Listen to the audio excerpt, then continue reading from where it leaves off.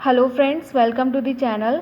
आज का टॉपिक है ग्लोकोमा और the drug used in the glaucoma. तो ग्लोकोमा में कौन सी ड्रग यूज्ड होती हैं, उससे पहले हमें ये जानना पड़ेगा कि ग्लोकोमा होता क्या है।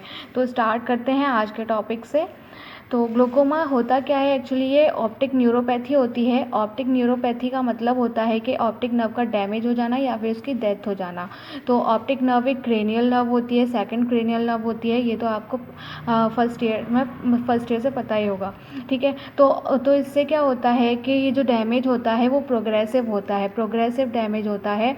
तो इसका मतलब कि शुरू में ये पहले कम होता है, ये जो डैमेज होता है वो कम होता है, एसिम्टोमेटिक होता है, मतलब इसके कोई सिम्टम्स नहीं दिखते, ठीक है। लेकिन ये बाद में बढ़ता चला जाता है और वो डैमेज सही नहीं होता, ठीक है, इरिवर्सिबल होता है, जिससे विज़न लॉस या ब्लाइंडनेस की विज़न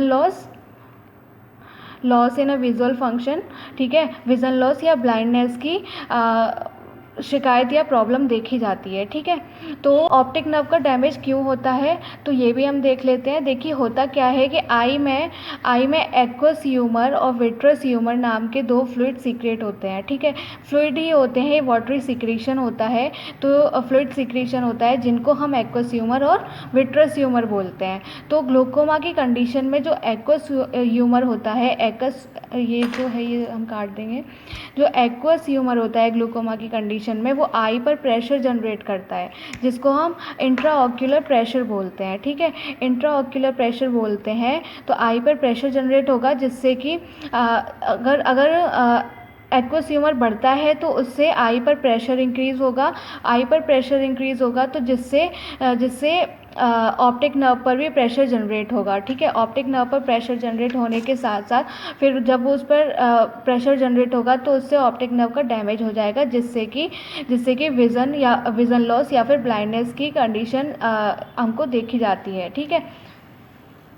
तो क्या होता है कि जैसे अब आप एक एग्जांपल ले लीजिए कि ये नल है, ठीक है, और यहाँ से एक पाइप जा रहा है। हम प्लांट्स को जब पानी देते हैं तो नल से ऐसे पाइप से पानी देते हैं, ठीक है। तो क्या होता है कि जब हम प्रेशर, एक होता है वाटर का प्रेशर आना, ठीक है। तो एक तो नॉर्मल प्रेशर आ रहा है कि यहाँ से पानी आ रहा है और यहाँ प्लांट्स में हम पानी दे रहे हैं, ठीक है। लेकिन हम इसको यहाँ से कहीं ब्लॉक कर दें, यहाँ से ब्लॉक कर दें, तो यहाँ पे जो प्रेशर होगा वो इंक्रीज़ हो जाएगा, ठीक है। अब प्रेशर इंक्रीज़ होगा तो प्रेशर या तो ये यहाँ से निकल जाएगा पाइप, या फिर मतलब इसमें प्रेशर इंक्रीज़ होता चला जाएगा। तो हमें इसको ट्रीट कैसे करना होगा। तो ये दो वजह से हो रहा है, ठीक है। हमने इसका आउटफ्लो कम कर दिया है, एक तो ये बाहर जाने का रास्ता कम कर दिया है, और एक है कि हमने इसका इसका नॉब है वो हमने बंद नहीं किया, ठीक है। तो ये दो वजह से इसका प्रेशर इंक्रीज़ हो रहा है। तो इसी तरीके से यहाँ पे या तो दो रीज़न होते हैं, या तो यहाँ पे ओवर प्रोडक्शन हो जाता है एक्वस ह्यूमर का, या फिर इसका आउटफ्लो नहीं हो पाता, जिसकी वजह से आई में प्रेशर जनरेट होता है, ठीक है। तो और क्या होता है कि तो इसको ट्रीट कैसे किया जाएगा, या तो हम इसका आउटफ्लो स्टार्ट कर दें, या तो अगर हम यहाँ से अगर इसका ब्लॉकेज नहीं खोल रहे तो ये यहाँ से इसका ब्लॉकेज मतलब छेद कर देंगे, जिससे कि पानी निकलता जाए, जिससे कि प्रेशर बंद मतलब कम हो जाए, या फिर हम इसको यहाँ से बंद कर देंगे, तो जिससे कि प्रेशर यहाँ पे नॉर्मल हो जाएगा, ठीक है। यहाँ पे मतलब पानी वापस चला जाएगा। तो इसके दो सॉल्यूशंस हैं, या तो हम इसका आउटफ्लो कहीं और से कर दें, या फिर हम यहीं से इसका रास्ता खोल दें, या फिर हम इसका प्रोडक्शन ही मतलब जो जहाँ से ये टंकी में से जहाँ से कहीं से भी पानी आ रहा होगा, हम उसको वहाँ से बंद कर दें, इसका नॉब बंद कर दें, तो नॉर्मल प्रेशर हो जाएगा, ठीक है। तो इसी की तरीके से यहाँ पे भी या तो हम एक्वस ह्यूमर का सिक्रीशन बढ़ा दें, जिससे कि ओवर प्रोडक्शन जो हो रहा है हम उस ओवर प्रोडक्शन को रोक दें, या फिर हम इसको जो आउटफ्लो है वो इसका जो ड्रेनेज हो रहा है वो उसको बढ़ा दें, जिससे कि वो वहाँ पे जो एक्वस ह्यूमर है जो कि फ्लूइड है वो वहाँ पे रह ना पाए, वो फ्लो होता रहे। ठीक है, तो यही है कि है ना एक्वस ह्यूमर बढ़ता चला जाता है, जिससे कि इंट्राऑक्यूलर प्रेशर आई में बढ़ जाता है, धीरे धीरे बढ़ता चला जाता है। और फिर उस इंट्राऑक्यूलर प्रेशर से ऑप्टिक नर्व पर प्रेशर जनरेट होता है, जिससे कि ऑप्टिक नर्व डैमेज हो जाती है, उसकी वजह से ब्लाइंडनेस या फिर विज़न लॉस हो जाता है। ठीक है, तो और क्या होता है कि नॉर्मल इंट्राऑक्यूलर प्रेशर क्या होता है, आई का प्रेशर होता है 10 to 20 mmHg। ठीक है, और ग्लूकोमा में क्या होता है कि मोर देन 21 हो जाता है, तो जिसकी वजह से ऑप्टिक नर्व डैमेज होगी और फिर वो ब्लाइंडनेस की प्रॉब्लम देखी जाएगी। तो क्या होता है कि aqueous humour is secreted in the ciliary process, ये सिलियरी प्रोसेस में सीक्रेट होता है। और इसका जो चैम्बर है, देखिए हम यहाँ पे बना के दिखाते हैं।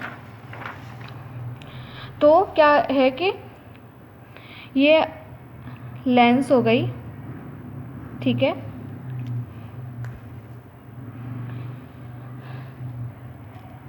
ये सिलियरी प्रोसेस हो गया, और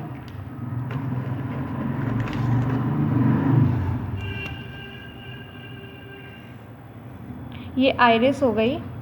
ठीक है, और क्या हो गया, ये कॉर्निया हो गई।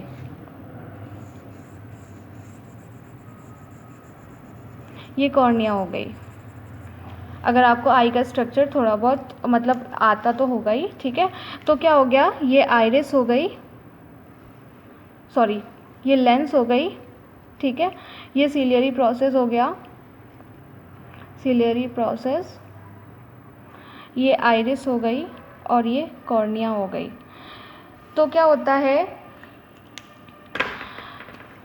कि ये यहाँ पे एक्वस ह्यूमर यहाँ पे सीक्रेट होता है, फिर सीक्रेट होता है, तो जिससे कि फिर उसका फ़्लो कैसे होता है, इसके दो फ्लो होते हैं।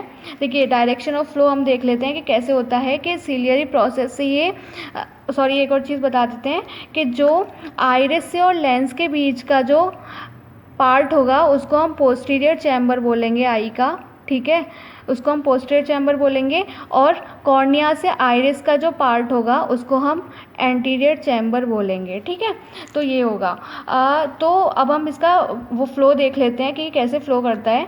तो क्या होता है कि सिलियरी प्रोसेस में ये सीक्रेट करता है, और फिर जो एक्वस ह्यूमर है वो एंटीरियर चैम्बर से होते हुए प्यूपल पर जाता है, फिर प्यूपल से वो पोस्टीरियर चैम्बर में आता है। ठीक है, पोस्टीरियर चैम्बर में आता है, वो सॉरी पोस्टीरियर चैम्बर से जाता है और एंटीरियर चैम्बर में आ जाता है। ठीक है, यहाँ पे ट्रेबेकुलर मैशवर्क प्रेजेंट होता है कॉर्निया पे, यहाँ पे ट्रेबेकुलर मैशवर्क प्रेजेंट होता है, एक नेटवर्क की तरह प्रेजेंट होता है यहाँ पे। तो क्या होता है कि ये तो हमने देख लिया कि पाथवे कैसे कैसे मतलब सीक्रेट होता है और कहाँ से कहाँ तक ये इसका पाथवे क्या है। तो कैसे है कि सिलियरी प्रोसेस पोस्टीरियर चैम्बर से होते हुए प्यूपल में जाएगा और फिर वो एंटीरियर चैम्बर में इसका पाथवे है, मतलब इससे होते हुए ये अपने आई से ड्रेन हो जाएगा। ठीक है, आई से बाहर निकल जाएगा। तो क्या होता है कि ये तो इसका नॉर्मल पाथवे हो गया, लेकिन अब ये है कि इसके दो पाथवे होते हैं कि ये दो जगह से ये ड्रेन होता है। ठीक है, एक तो होगा कि ये एंटीरियर चैम्बर, जैसे अब ये यहाँ पे एंटीरियर चैम्बर में आया, एंटीरियर चैम्बर में यहाँ तक तो आना मस्ट है इसका, लेकिन फिर क्या होता है ये कॉर्निया के थ्रू मतलब कॉर्निया में ट्रेबेकुलर मैशवर्क होता है जिसके थ्रू ये बाहर निकल जाता है। ठीक है, मतलब इसका एक ये ड्रेनेज हो गया, ये एक पाथवे हो गया कि कहाँ से बाहर जाता है, और एक पाथवे हो गया कि ये आइरिस के थ्रू ही यहाँ पे मतलब बाहर चला जाता है। ठीक है, एक यहाँ से बाहर चला जाता है। एक तो ये हो गया कि कॉर्निया के थ्रू चला गया, और एक ये हो गया कि आइरिस के ही पाथवे पे चला गया। ठीक है, तो एक ये यहाँ से ड्रेनेज हो गया। तो यहाँ पे दो ड्रेनेज होते हैं, दो ड्रेनेज सिस्टम देखे जाते हैं, आउटफ्लो के सिस्टम देखे जाते हैं कि कैसे ये एक्वस ह्यूमर यहाँ पे मतलब ड्रेन करता है। तो ये वाला अगर आपको समझ में आ गया तो आगे की थ्योरी पार्ट आपको पूरा समझ में आ जाएगा।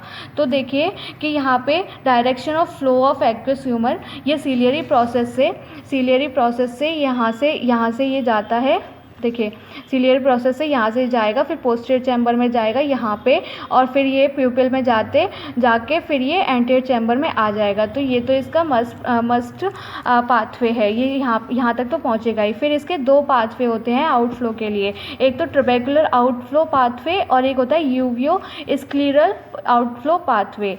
तो ट्रेबेकुलर आउटफ्लो पाथवे में यही होता है कि ये वो पाथवे होता है जिससे एक्वस ह्यूमर ट्रेबेकुलर मेशवर्क के थ्रू आई से बाहर ड्रेन हो जाता है, ठीक है। तो ट्रेबेकुलर मेशवर्क, ठीक है, और ये जहाँ मतलब कॉर्निया पे ही प्रेजेंट होता है और कॉर्निया के पास प्रेजेंट होता है, और ये आई फ्लो आउट ऑफ आई, ठीक है। और एंटीरियर चैम्बर से ये कॉर्निया में जाता है और फिर वहाँ से ड्रेन आउट हो जाता है। ड्रेन आउट मतलब बाहर निकल जाता है, और यहाँ पे 80 to 95% ड्रेनेज देखा गया है एक्वस ह्यूमर का।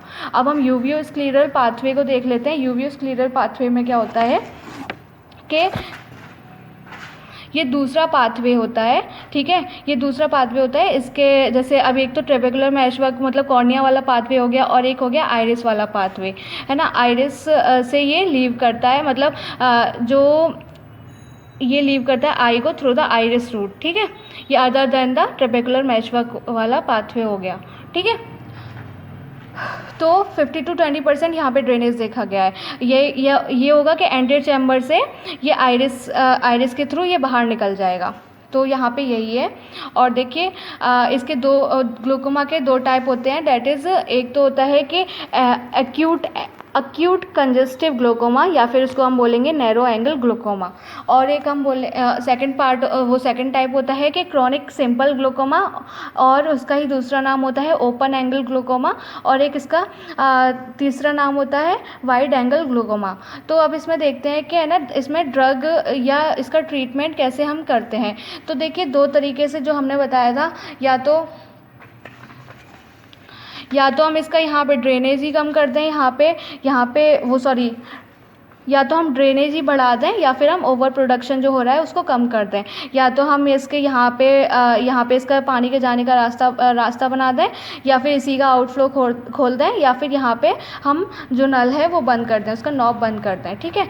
तो क्या होता है कि यहाँ पे देखिए, यहाँ अगर फ्लूइड ज़्यादा मतलब ज़्यादा अमाउंट में वहाँ पे स्टोर हो रहा है या वहाँ पे रह रहा है, तो जिससे प्रेशर जनरेट हो रहा है, तो हम क्या करेंगे, उस प्रेशर को कम करने के लिए या तो हम ड्रेनेज बढ़ा देंगे, या फिर इंक्रीज एक्वस ह्यूमर आउटफ्लो, वही ड्रेनेज मतलब उसका आउटफ्लो बढ़ा देंगे।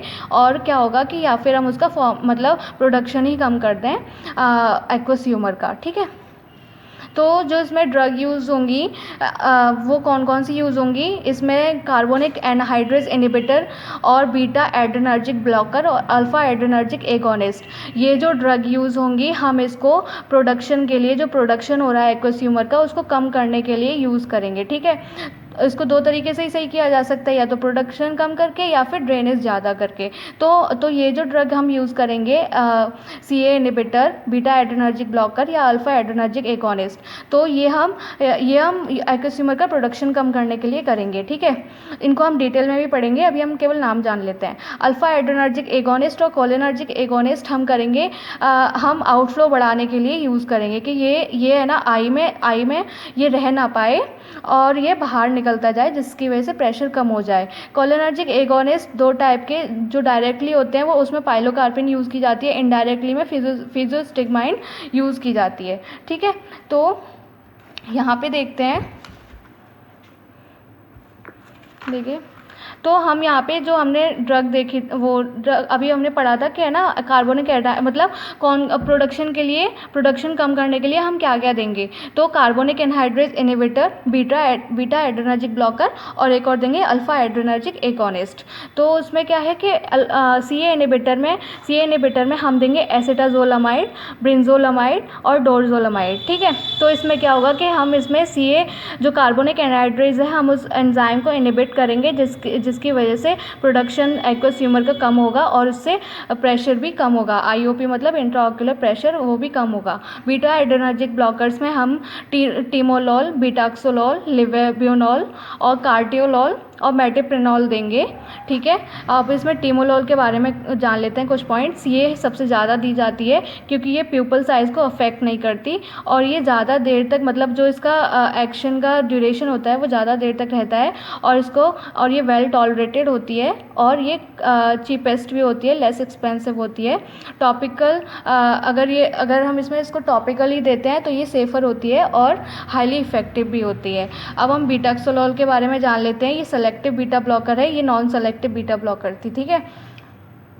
तो सेलेक्टिव बीटा ब्लॉकर है ये, और ये नॉन सेलेक्टिव से थोड़ी कम इफेक्टिव है, ठीक है। लेकिन ये रेटिनल न्यूरॉन के लिए प्रोटेक्टिव है। ये रेटिनल न्यूरॉन को मतलब उसके लिए प्रोटेक्टिव है। और लेवेब्यूनॉल जो होती है वो लॉन्ग एक्टिंग होती है। अल्फ़ा एड्रेनर्जिक एगोनिस्ट की बात करें तो इसमें है एप्राक्लोनेडिन। तो एप्राक्लोनेडिन जो है वो ब्लड ब्रेन बैरियर को क्रॉस नहीं करती, और जो एप्राक्लोनेडिन और ब्रोमेडिन है वो अल्फ़ा टू सेलेक्टिव एगोनिस्ट होती हैं। तो इसमें क्या होता है कि यहाँ पे जो एक्वस ह्यूमर का फॉर्मेशन है वो कम होता है अगर हम इनको देंगे, और इसकी वजह से प्रेशर भी कम होगा। तो अब हम सेकंड की बात कर लेते हैं कि हम उसका ड्रेनेज और आउटफ्लो बढ़ा देंगे, जिसकी वजह से वो आई में स्टोर नहीं कर पाएगा और वो मतलब वहाँ पे उसका प्रेशर भी कम हो जाएगा। तो क्या होता है कि हम इसमें अल्फ़ा एड्रेनर्जिक एगोनिस्ट देते हैं जिसको हम डेपिवेफ्रिन बोलते हैं, और ये प्रोड्रग होती है एड्रेनलिन की। मतलब ये है कि इनएक्टिव होती है और ये कॉर्निया में, मतलब कॉर्निया को क्रॉस करते ही वहाँ एस्टरेज एंजाइम प्रेजेंट होता है, तो वहाँ पे ये एड्रेनलिन में कन्वर्ट हो जाती है। तो it penetrate cornea with the help of esterases. ये एस्टरेजेस से ये डायपिवेफ्रिन जो होती है वो कन्वर्ट होती है एड्रेनलिन में, ठीक है। और ये तो यही है, ठीक है। Dipivefrin is converted into adrenaline by the एस्टरेजेस।